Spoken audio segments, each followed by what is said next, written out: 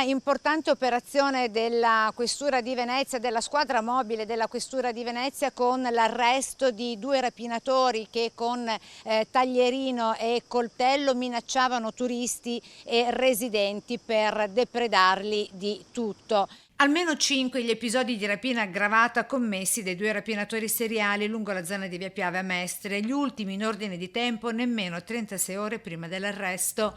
Fondamentali per individuarli le telecamere di videosorveglianza comunali. Io porto i miei ringraziamenti agli agenti della Polizia di Stato che hanno fatto questo intervento. 637 le telecamere presenti in tutto il territorio comunale di Venezia. Collegate direttamente con la nostra centrale operativa al Tronchetto, la famosa Smart Control Room, di cui 385 solo in terraferma e 228, che è un numero per quanto riguarda l'area di Mestre. Telecamere comunque che sono sempre in implementazione, continuiamo con gli acquisti grazie sia ai finanziamenti del Comune e anche grazie al finanziamento del Fondo Sicurezza che viene dato dal Ministero dell'Interno. E dal mese di agosto rinforzata anche la squadra della sicurezza nel comune con l'arrivo di nuovi agenti della locale. Abbiamo dal 1° agosto altri 40 agenti e poi a settembre verranno fatto il scorrimento delle liste per assumerne un'altra quindicina o 20 fino ad esaurimento